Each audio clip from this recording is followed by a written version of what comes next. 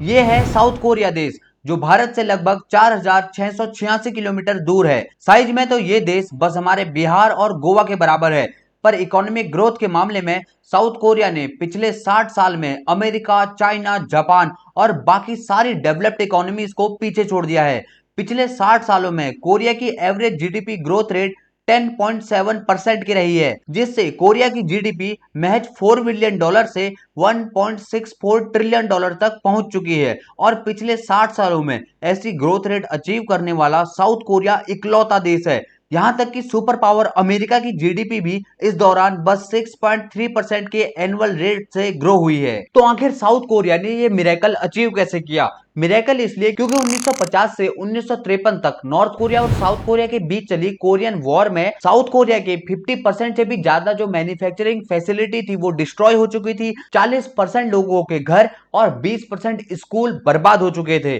और जो ज्यादातर नेचुरल रिसोर्सेज थे और जो उपजाऊ जमीन थी वो नॉर्थ कोरिया के हिस्से में चली गई थी। और इन्हीं कारणों की वजह से जो साउथ कोरिया था वो दुनिया के सबसे गरीब देशों की लिस्ट में आ गया था। और दूसरा रीजन जो इस टॉपिक को इंटरेस्टिंग बनाता है वो ये है कि जो नॉर्थ कोरिया और साउथ कोरिया की हिस्ट्री है वो काफी ज्यादा मिलती जुलती है हिंदुस्तान और पाकिस्तान की हिस्ट्री से। तो इसी वीडियो में आगे आपको इंडिया की इकोनॉमिक हिस्ट्री के बारे में भी बहुत कुछ जानने के लिए मिलेगा। तो अपना पूरा फोकस इस वीडियो पर लगाइए, क्योंकि वीडियो आगे काफी इंटरेस्टिंग होने वाला है। कहानी शुरू होती है वर्ल्ड वॉर सेकेंड से। वर्ल्ड वॉर सेकेंड से पहले कोरिया जापान के कब्जे में था, पर द्वितीय विश्व युद्ध हारने के बाद जापान ने 1945 में कोरिया को आजादी दे दी। वर्ल्ड वॉर सेकेंड के बाद यूएस और यूएसएसआर की कोल्ड वॉर की शुरुआत हो चुकी थी, जिस वजह से अमेरिका और सोवियत में कोरिया को अपनी आइडियोलॉजी में कन्वर्ट करने की दौड़ शुरू हो गई थी। नॉर्थ साइड से चाइना और यूएसएसआर ने अपना एक्सपेंशन शुरू किया और साउथ से यूएस ने,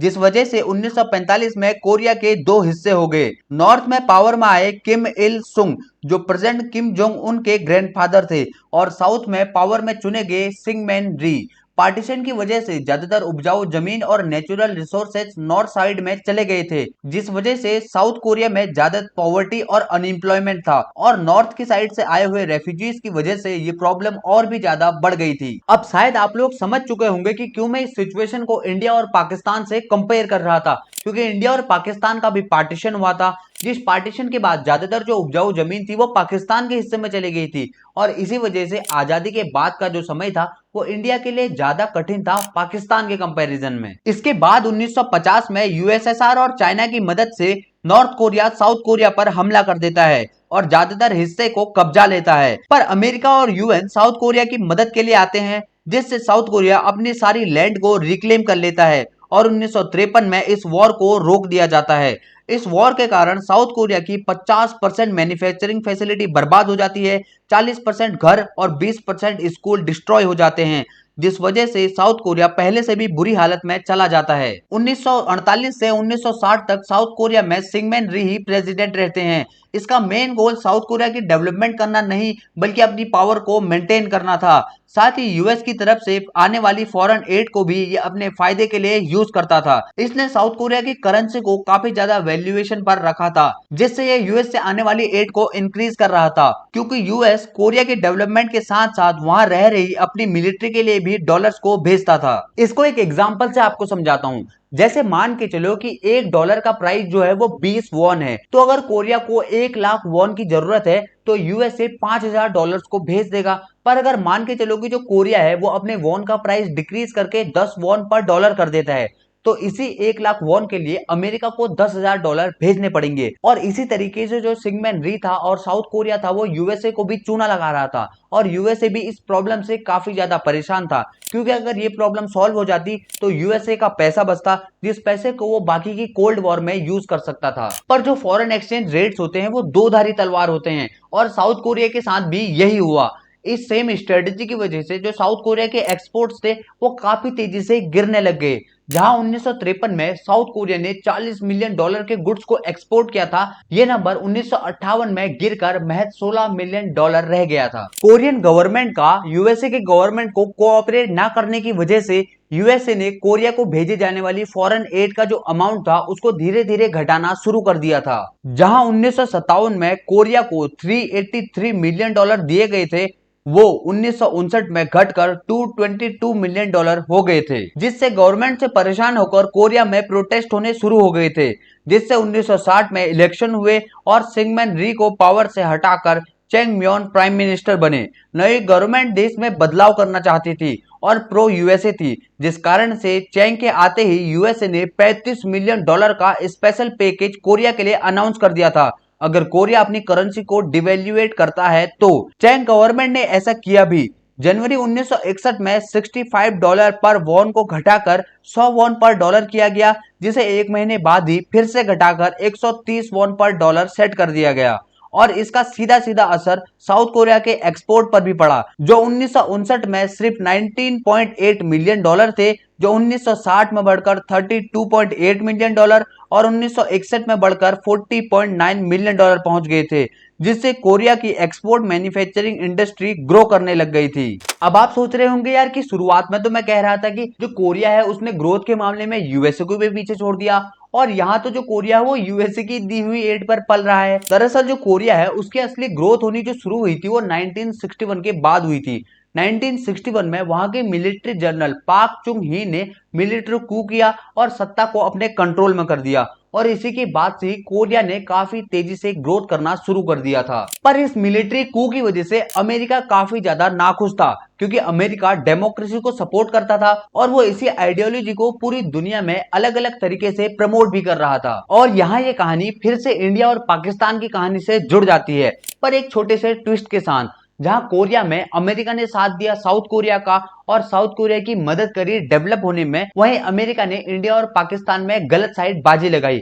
अमेरिका ने साइड दिया पाकिस्तान का और पाकिस्तान के लिए और भी ज्यादा शर्म की बात है कि अमेरिका जैसे देश का सपोर्ट होने के बावजूद भी उसकी आज ये हालत है और इंडिया ने बिना यूएसए के सपोर्ट के डेवलपमेंट किया है। हालांकि हम इससे काफी ज्यादा तेजी से ग्रो कर सकते थे, पर शुरुआती गवर्नमेंट की कुछ पॉलिसीज की वजह से हमारे देश का जो असली पोटेंशियल था वो बाहर नहीं आ पाया, जिस बारे में आपको कभी फ्यूचर में बताऊंगा। 1961 के बाद से ही साउथ कोरिया ने डेवलपमेंट के मामले में पूरी दुनिया को पीछे छोड़ दिया। 1960 में कोरिया की जीडीपी सिर्फ $4 बिलियन से $1.64 ट्रिलियन तक पहुंच गई है और कोरिया के एक्सपोर्ट सिर्फ $100 मिलियन से 2022 में $597 बिलियन तक पहुंच गए हैं और इन्हीं एक्सपोर्ट ने कोरिया की इकोनॉमी को सबसे तेजी से ग्रो किया है। साथ ही कोरियन इकोनॉमी का जो ट्रेड बैलेंस था, यानी कि वो पैसा जो एक्सपोर्ट से इंपोर्ट को घटाने के बाद बचता है, वो नेगेटिव $370 मिलियन से पॉजिटिव का $60 बिलियन तक पहुंच गया है और 2015 में तो कोरिया का जो ट्रेड बैलेंस था वो $100 बिलियन का था।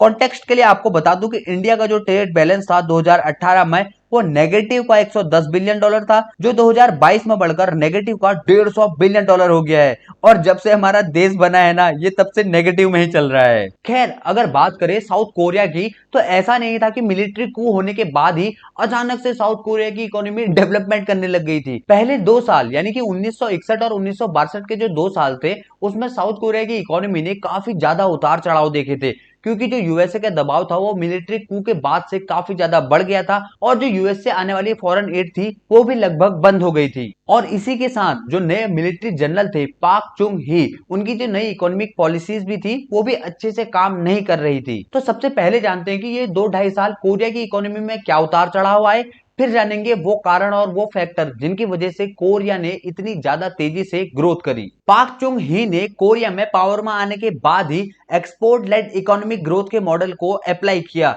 जिसमें उन्होंने एक्सपोर्ट को सब्सिडीज दी और एक्सपोर्ट को ही इंपॉर्टेंस दी और इसी के साथ उन्होंने हैवी मैन्युफैक्चरिंग इंडस्ट्री को भी स्टेब्लिश किया, जैसे ऑटोमोबाइल मैन्युफैक्चरिंग, टेलीविजन इंडस्ट्री और वॉच इंडस्ट्री। पर उनके इस इकोनॉमिक डेवलपमेंट अप्रोच के साथ 3 बहुत बड़ी प्रॉब्लम्स थी, जिसमें सबसे पहली प्रॉब्लम थी कैपिटल की प्रॉब्लम, क्योंकि अगर उनको कोरिया में इन हैवी इंडस्ट्रीज को स्टेब्लिश करना था तो इसके लिए उनको बहुत ज्यादा कैपिटल की रिक्वायरमेंट होती। पर जो कोरियन इकोनॉमी के अपने सेविंग्स रेट थे वो काफी कम थे और अमेरिका से आने वाली फॉरेन एड भी बंद हो गई थी। जहां अमेरिका ने 1961 में $178 मिलियन कोरिया को भेजे थे, वो अमाउंट 1962 में घटकर $92.5 मिलियन हो गया था और अमेरिका इस एड को तब तक नहीं बढ़ाने वाला था जब तक कोरिया अमेरिका की दो शर्तों को मान न ले, जिनके बारे में मैं अभी आपको आगे बताऊंगा। पाक चुंग ही की इस ग्रोथ अप्रोच के पीछे दूसरी बड़ी प्रॉब्लम थी टेक्नोलॉजी। साउथ कोरिया के पास ऐसी मैन्युफैक्चरिंग टेक्नोलॉजी अवेलेबल ही नहीं थी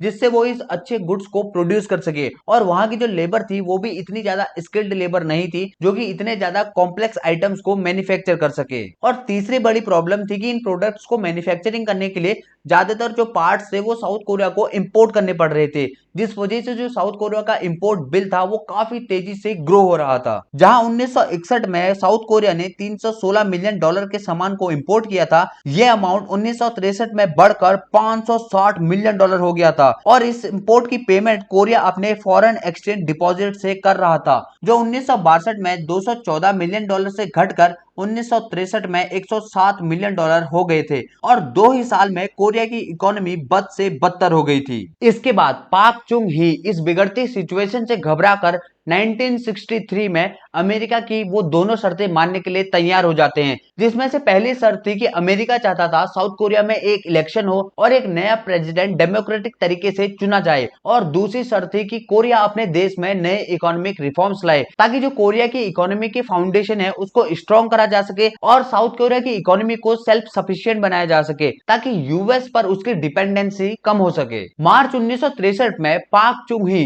दूसरी शर्त जो कि थी इकोनॉमिक रिफॉर्म्स वाली, उसको तो एज इट इज मानने के लिए तैयार हो जाते हैं, पर वो अनाउंस करते हैं कि वो डेमोक्रेटिक इलेक्शन के बजाय वो वहां रेफरेंडम करवाएंगे, और अमेरिका को उनके इस डिसीजन से काफी ज्यादा गुस्सा आता है और अमेरिका एकदम से उनकी जो बची कुची सारी फॉरेन एड थी उसको जीरो कर देता है, और अमेरिका के इस डिसीजन से डर कर पाक चुंग ही अगले एक ही हफ्ते में ये डिसाइड करते हैं कि वो अपनी कंट्री में डेमोक्रेटिक इलेक्शन ही करवाएंगे। इसके बाद अक्टूबर 1963 में कोरिया की जनता पाक चुंग ही को ही इलेक्शन के द्वारा दोबारा से चुनती है, क्योंकि जो पाक चुंग ही का जो विजन था वो कोरिया को एक सेल्फ सफिशिएंट नेशन बनाने का था, जो कि वहां के लोगों को काफी ज्यादा अट्रैक्ट करता है। इसके अलावा पाक चुंग ही एक नेशनलिस्ट लीडर थे जो अपनी कंट्री की सेल्फ रिस्पेक्ट के लिए काम कर रहे थे, और वो अपनी कंट्री को ग्लोबल लेवल पे एक अलग पहचान देना चाहते थे। और इसी के बाद पाक चुंग ही अमेरिका के साथ मिलकर साउथ कोरिया की इकोनॉमी की ग्रोथ का एक नया चैप्टर लिखते हैं। 1964 में अमेरिका ने साउथ कोरिया को एक टेलीग्राम भेजा। उस टेलीग्राम में अमेरिका ने साउथ कोरिया को यह कहा कि साउथ कोरिया की गवर्नमेंट को अपने पहले ही साल में बहुत सारे टफ डिसीजंस को लेना होगा ताकि साउथ कोरिया की इकोनॉमी को वापस ट्रैक पर लाया जा सके। इसमें से सबसे पहला डिसीजन ये था कि साउथ कोरिया को अपने वॉन को डिवैल्यू करना पड़ेगा। अमेरिका चाहता था कि साउथ कोरिया अपने वॉन को 130 वॉन पर डॉलर से 300 वॉन पर डॉलर पर लेकर आ जाए, पर साउथ कोरिया ने यह करने से मना कर दिया। पर जब अमेरिका ने 30 मिलियन डॉलर और 2,50,000 टन अनाज देने का वादा किया, तब कोरिया ने 130 वॉन पर डॉलर से घटाकर उसको 255 वॉन पर डॉलर कर दिया, जिससे अमेरिकन गवर्नमेंट काफी खुश हो गई। पर जो कोरिया के बिजनेसमैन थे और जो वहां की पब्लिक थी वो काफी नाराज हुई, क्योंकि इस डिसीजन के बाद उनके लिए फॉरेन से सामान को इंपोर्ट करना महंगा हो गया था। इसके अलावा जो दूसरा डिसीजन था वो था इंटरेस्ट रेट को इंक्रीज करने का। अमेरिका चाहता था कि जो साउथ कोरिया है वो अपनी इकोनॉमी की जो इंटरेस्ट रेट है उनको इंक्रीज करे ताकि साउथ कोरिया की इकोनॉमी की जो सेविंग्स रेट है वो इंक्रीज हो सके, और साउथ कोरिया की गवर्नमेंट के पास वहां की इकोनॉमी में इन्वेस्ट करने के लिए कैपिटल जमा हो सके।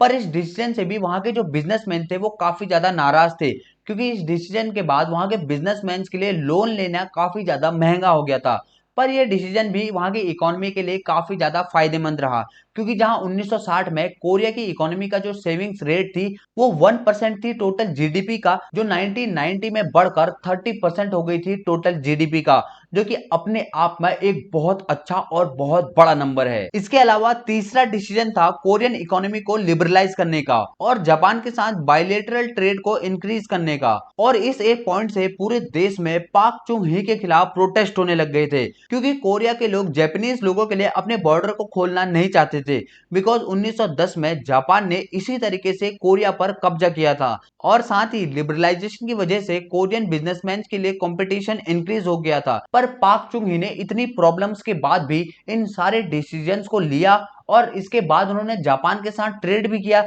जिससे जापान ने बाद में साउथ कोरिया में टेक्नोलॉजी को इंप्रूव करने में और वहां के बिजनेस को ग्रो करने में काफी ज्यादा इंपॉर्टेंट रोल भी प्ले किया। और इस जापान वाले इंसिडेंट से अमेरिका इतना खुश हो गया था कि उसने इंस्टेंटली साउथ कोरिया को $300 मिलियन की एड और $200 मिलियन क्रेडिट दे दिया था। जब शुरुआत में इन सारे डिसीजंस पर प्लानिंग चल रही थी तो कोरिया के फाइनेंस मिनिस्टर ने पाक चुंग ही को एक बात साफ साफ बता दी थी। उन्होंने कहा था कि अगर एक बार उन्होंने इन डिसीजंस को ले लिया तो पाक चुंग ही के पास पब्लिक प्रेशर में आके इन डिसीजंस को रिवर्स करने का कोई ऑप्शन नहीं बचेगा। उन्होंने कहा कि अगर पाक चुंग ही को डर लग रहा हो तो वो इन डिसीजंस को ले ही ना। पर पाक चुंग ही ने इतने ज्यादा पब्लिक रेजिस्टेंस के बावजूद भी इन सारी पॉलिसीज को इंप्लीमेंट किया। और यहीं पर आपके लिए एक सीख भी है कि जब भी आप अपना नेता चुनते हैं और आप अपना लीडर चुनते हैं तो एक ऐसा लीडर चुनिए जो कि विजनरी हो, एक ऐसा लीडर चुनिए जो पूरे देश के खिलाफ जाकर भी ऐसी चीजें करे